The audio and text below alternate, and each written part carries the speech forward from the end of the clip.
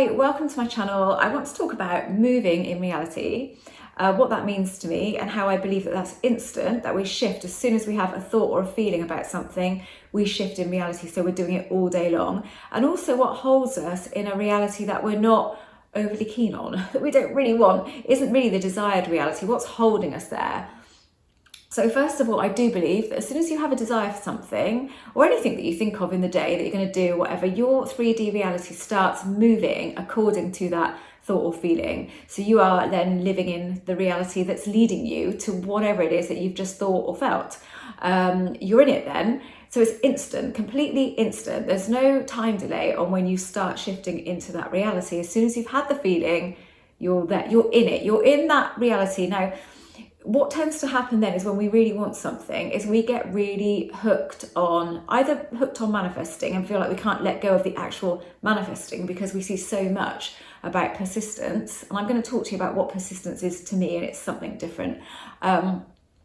So we get stuck and we start to feel stuck. And once we start to feel stuck, then we are stuck, because reality can only give you back what you are feeling. So although you're on the path to that desire, you're also stunting yourself. So you've taken a massive diversion. You're going down a road, the road is closed. You suddenly notice the road is closed and you're diverted here, there and everywhere. And you think, oh my God, when are these bloody diversions ever going to end?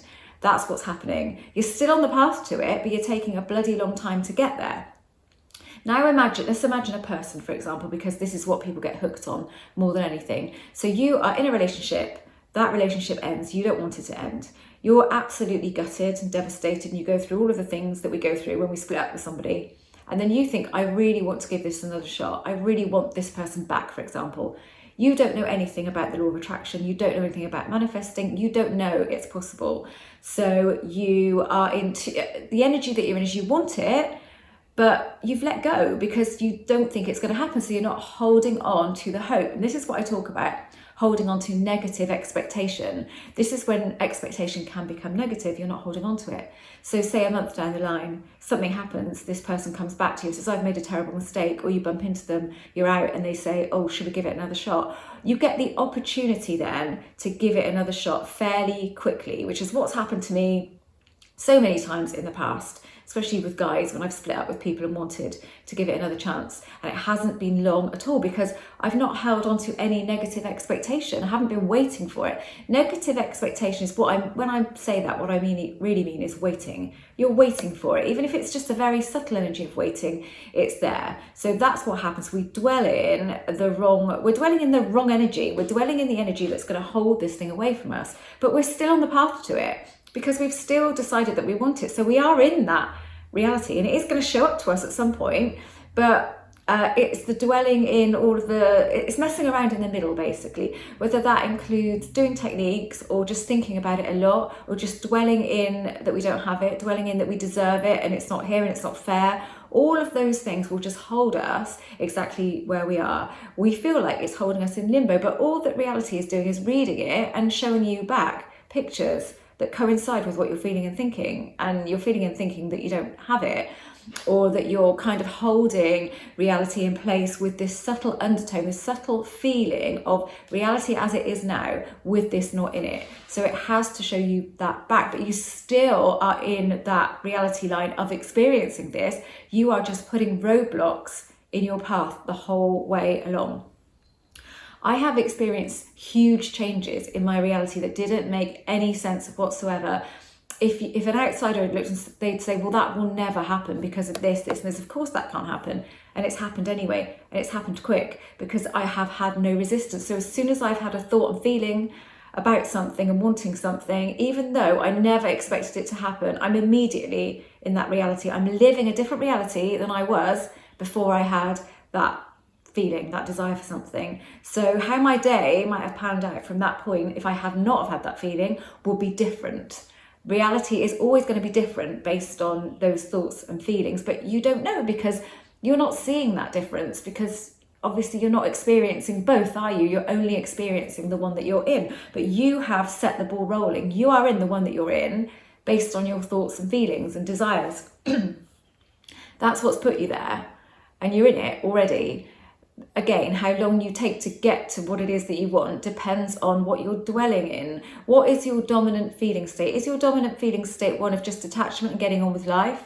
Brilliant. I found that to be the best one to try and attain and sort of practice getting to. Or is it that you already have it, but really already having it? A lot of the time when people say, but I'm living in the end, but you're not, because if you were living in the end, you wouldn't be questioning it. Living in the end is really just getting on with your life, knowing what you want, knowing it's on the way at some point, but you don't know when you're going to see it in 3D.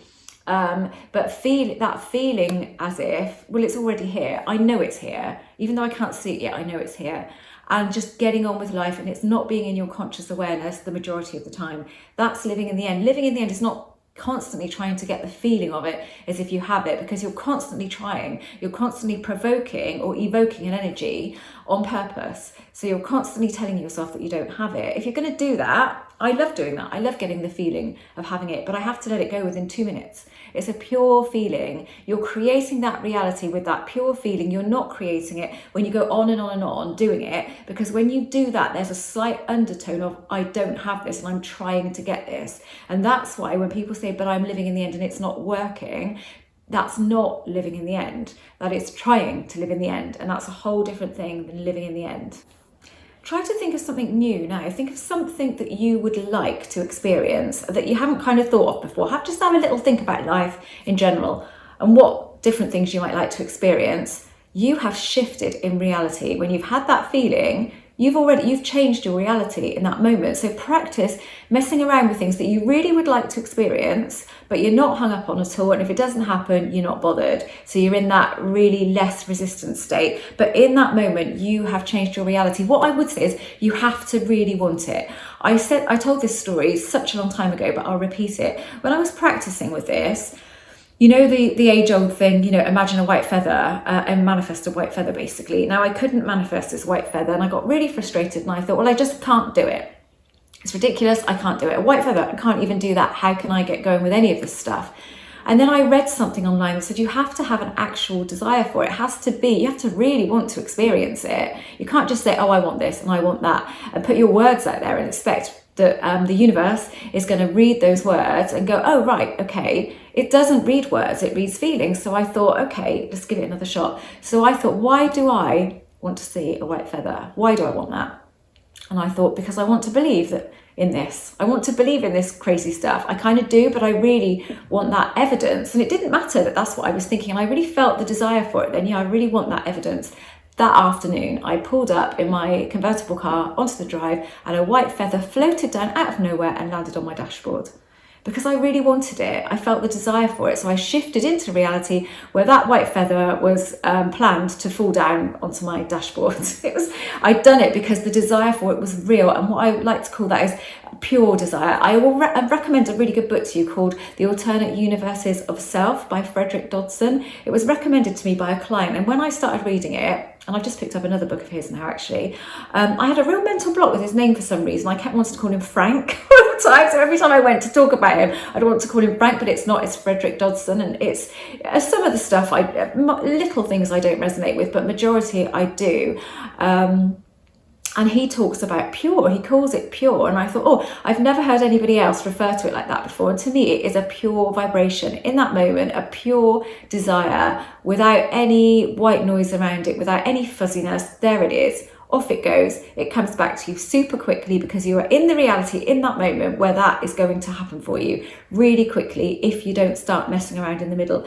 If I'd have kept trying to imagine seeing a white feather, imagine myself picking it up and feeling it and doing that because I've got to do that in order to see this, I would have seen it eventually, but it would have been days later, I believe. It wouldn't have been instant like that afternoon. It would have been a lot. And the only way it would have come when I let go of those things. He talks about, I'm reading another book of his and it's You Can Heal Anyone.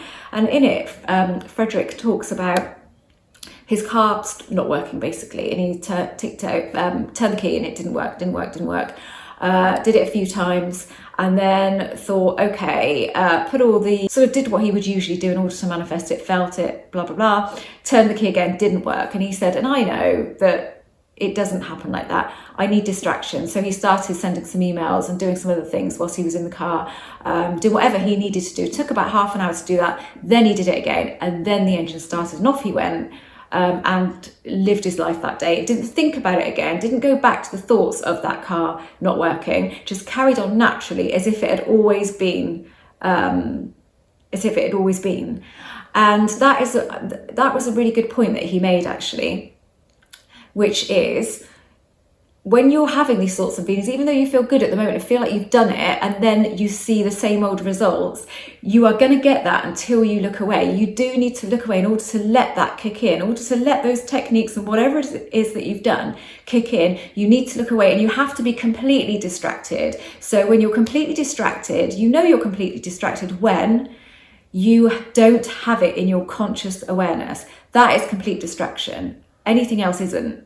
It's when it's not there in your conscious awareness, you're busy doing something else, that is when it starts happening. It starts unfolding, or it unfolds in the moment.